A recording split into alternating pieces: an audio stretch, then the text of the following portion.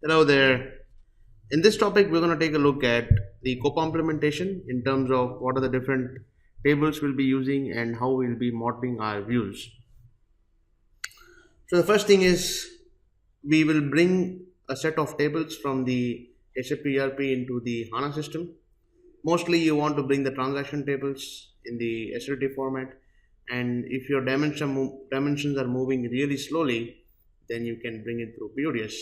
Now, BODS is a much more flexible tool for practicing, so I suggest you use BODS in the exercises. Naturally, depending on the use case in real time, you will have to decide which tool you want to use. Now, coming down to the actual tables, we will be bringing all these tables from the SAP ERP system into the HANA system. So, MARA and MAKT are product tables, KNA1, T05U and 5T are customer tables, CE1 and CE2 are transaction tables. So, the goal is to build a report on top of the actual and planned data along with the customer and product information, so the end user can analyze the profitability of a specific product over a specific area and a specific customer and things like that. Once you bring the physical tables, then the first step is you'll be building something called the attribute views. We saw briefly what are attribute views. These are master data sets. So we will build reusable attribute view for product and then another reusable attribute view for customer.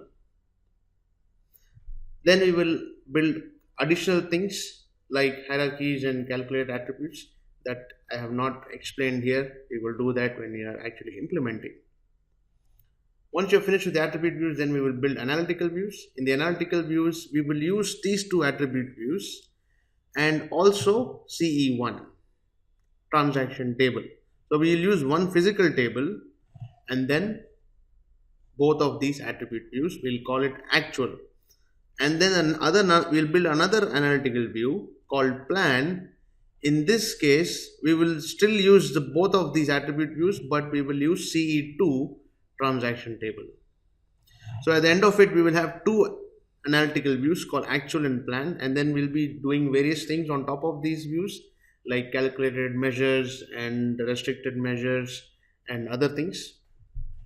Once you are done with analytical views, we need to combine these two analytical views into one object. We'll be using the calculation view to do that. Since calculation view allows you to use analytical views, attributes and other artifacts, you can use a calculation view to union these two result sets and make one cube which can be provisioned to the reporting layer. Then the reporting layer, you can build a report on top of this cube, and this cube will have all the information required.